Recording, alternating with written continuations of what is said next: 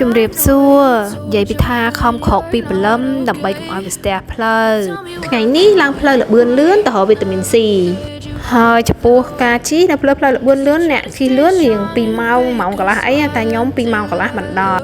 យើងឃើញហើយនៅផ្លូវច្រកចូលនោះវាមានច្រក ETC គឺសំដៅទៅលើច្រកដែលយើងមានកាតអញ្ចឹងយើងអាចឆោតកាតដើម្បីចេញចូលផ្លូវលបឿនលឿននឹងបានហើយច្រកមួយទៀតដូចជា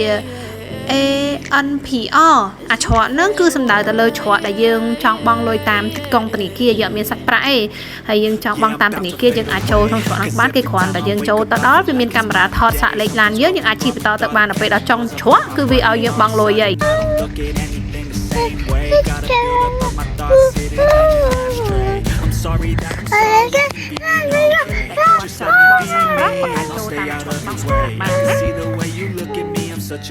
មិញបន្ទាប់ពីស្ដាប់កូនស្រីពៅហើយតោះឥឡូវដល់កំពង់សោមហើយកាត់ទៅឥឡូវយើងមើលទិដ្ឋភាពពីលើទៅមើលមិនដែរបងប្អូននិយាយពីថាស្អាតអើយស្អាតឥឡូវគាត់អាប់ដេតច្រើនណាផ្លូវផ្លូវអីហ្នឹង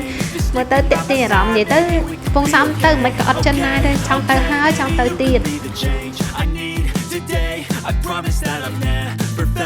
ហើយថ្ងៃនឹងដែរខាងពួកខ្ញុំទៅសម្រាប់នៅខាងឆ្នេរអូសាទៀលឥឡូវដល់វិថីអូសាទៀលយើងហ្នឹងហើយពួកខ្ញុំជិះតម្រង់ទៅកាន់ទីកន្លែងដែលខ្ញុំស្នាក់នៅអញ្ចឹងតរំតាជិះដល់យើងមើលទេសភាពលេងសិនណាមិនដែរស្អាតអត់ឃើញថាតាមដងវិថីយើងមនុស្សនៅតែច្រើនហើយឡានទៅលេងច្រើនណាហើយនៅតែស្អាតទឹកសមុទ្រវិញអាខៀវហ្មង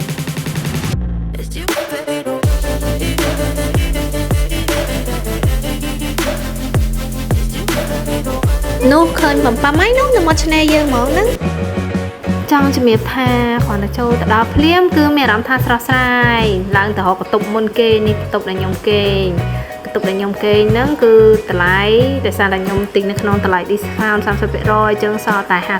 $55ខែ2ធំមួយទូចមួយហើយមានអាកន្លែងទៅនៅគួយអ្នកកន្លែងនោះខ្ញុំដាក់ឲ្យកូនគេងបានអានេះបន្ទប់ផ្សេងទៀតណាបងប្អូនអានេះអាចមើលទៅមានវេរ៉ង់ដានៅខាងក្រៅអាចមើលទៅឃើញសមុទ្រមើលទៅស្រស់ស្រាយមែនតែនហើយសន្តាគាររបស់គាត់ហ្នឹងចូលទៅ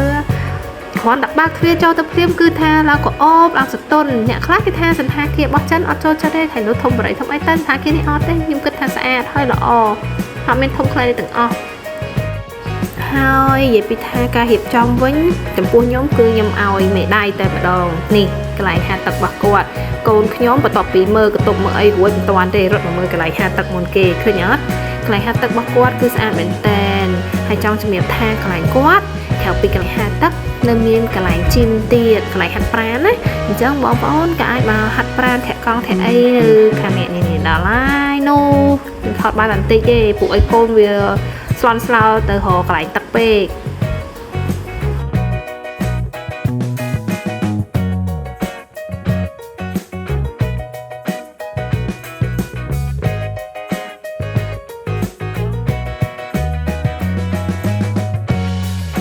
បន្ទាប់ពីមើលកន្លែងអាងហាត់ទឹកអីរួចទីធ្លាអីស្អាតរួចឥឡូវតោះរកកន្លែងឲ្យញ៉ាំនេះចាប់អារម្មណ៍នេះគេដឹកគេដាក់ប្រាក់មុនគេនេះគឺទាមិនគេខ្វាយណា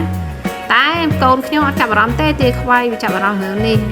អាក្តាមអាឡាស្កាក្តាមអីអាបកងយៈបកងអីនេះវិញចង់ជំរាបថាកន្លែងដែលខ្ញុំគេងហ្នឹងគឺថាល្អហើយអីខ្ញុំថាល្អទី1វានៅចំមាត់ឆ្នេរអញ្ចឹងយើងចង់ចុះមកលេងទឹកពេលណាក៏បានទី2គឺគាត់មាន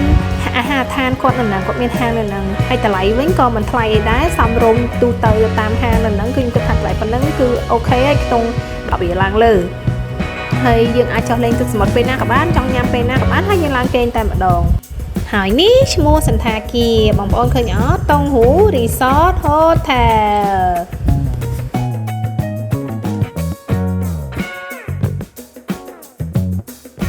ហើយបន្ទាប់ពីញ៉ាំឆ្អែតសម្រាប់តិចហើយតោះទៅមើលទេសភាពនៅមាត់សមុទ្របន្តទៀតហើយនាំកូនទៅហែលទឹក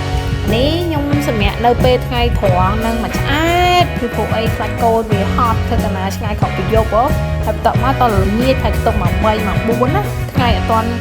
លេចនៅក្តៅឡើយតែដល់ពេលរួចចាញ់មកពេលហ្នឹងគឺល្មម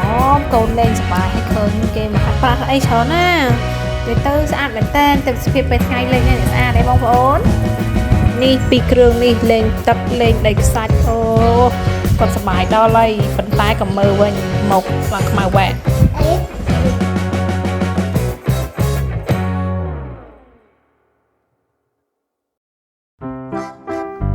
បន្ទាប់ពីលេងទឹកយប់ម៉ែងមកយកដល់យប់ហើយនេះចូលដល់ថ្ងៃថ្មីស្អាតអត់ទេសភាពពេលព្រឹកប្រឡប់បងប្អូន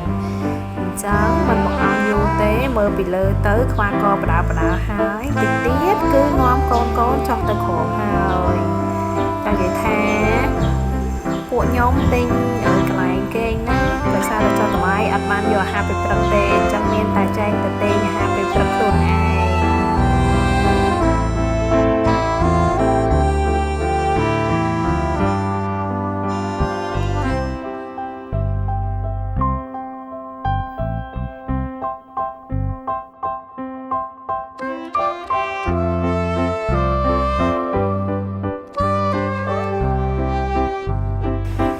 បន្ទាប់ពីនំប៉ាវម្នាក់ម្ដុំពីរដុំស្អន់ពោះហើយនេះទាំងណែភីទាំងកៅអៅដេកចាប់មិនឈ្នះទេគឺចូលទឹកជាបន្តបន្ទាប់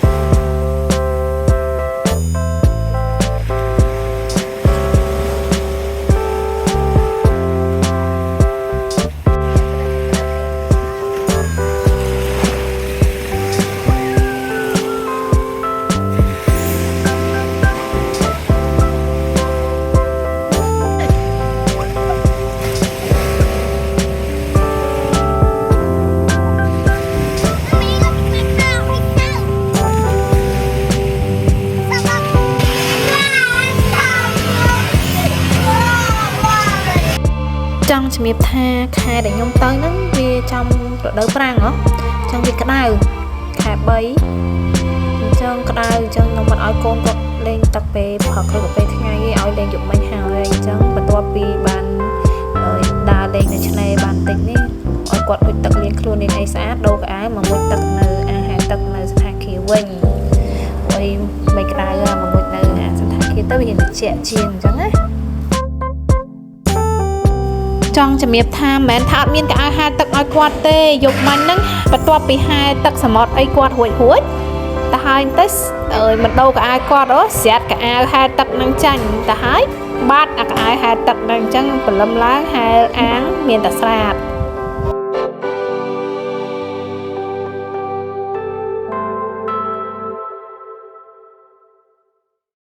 ចំពោះកូនធំលេងទឹកញឹកញយតែកូនស្រីទូចនេះទៅតែលេងទឹកលើកទី1ឯងធ្វើតែកំពុងសំគាត់ទៅលើកទី2ឯងប៉ុន្តែលើកទី1ហ្នឹងកូនងាអត់មានបានលេងទេតែលើកនេះលើកបានលេងទឹកលើកទី1ហើយអញ្ចឹងរៀងខ្វាកតិចទៅវាថាអូយឃើញទឹកចាប់អត់ឈ្នះទេ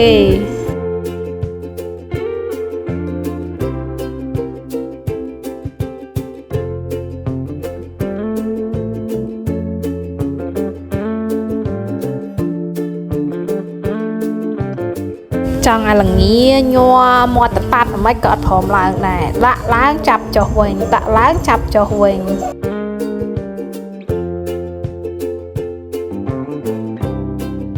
ហើយនេះមើលល្ងារុំកសែងឲ្យហើយរៀងបាត់ល្ងាតិចទៅតារយទៅឲ្យតហោប៉ាគេឲ្យចុះលេងទឹកទៀត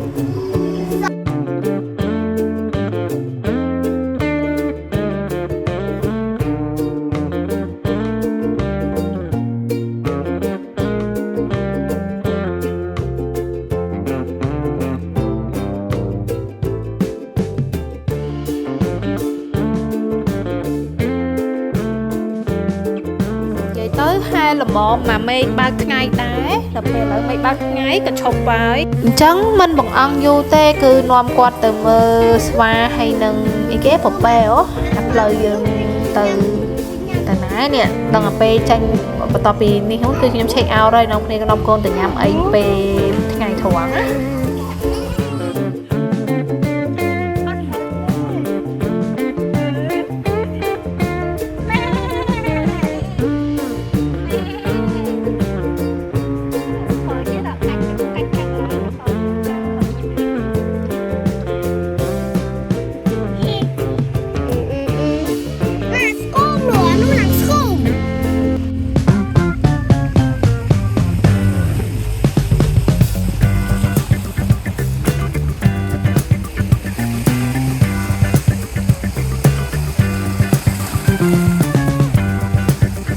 តោះឥឡូវណែនាំអ្នកទាំងអស់គ្នានៅកន្លែងញ៉ាំបាយមួយទៀតកន្លែងប្រចាំតកូលរបស់ខ្ញុំឲ្យទៅគឺទៅញ៉ាំបាយកន្លែងគាត់ហើយកន្លែងគាត់តម្លៃសមរម្យហើយឆ្ងាញ់ទៀតហើយនោះឈ្មោះរបស់គេគឺឆ្នេរថ្មីហើយចង់ជំរាបថាកន្លែងគាត់បរិយាកាសគឺស្អាតមែនទែនវានៅជាប់នឹងមាត់សមុទ្រតែគាត់នៅសមុទ្រនេះលេងអត់បានទេគឺតែថ្មហើយកន្លែងគាត់ក៏មានកន្លែងកតុបគេងហើយកន្លែងញ៉ាំបាយដែរតែភាគច្រើនចំពោះខ្ញុំមិនដែរគេកន្លែងគាត់ទេខ្ញុំចូលចិត្តទៅញ៉ាំបាយកន្លែងគាត់ព្រោះកន្លែងបាយកន្លែងគាត់ឆ្ងាញ់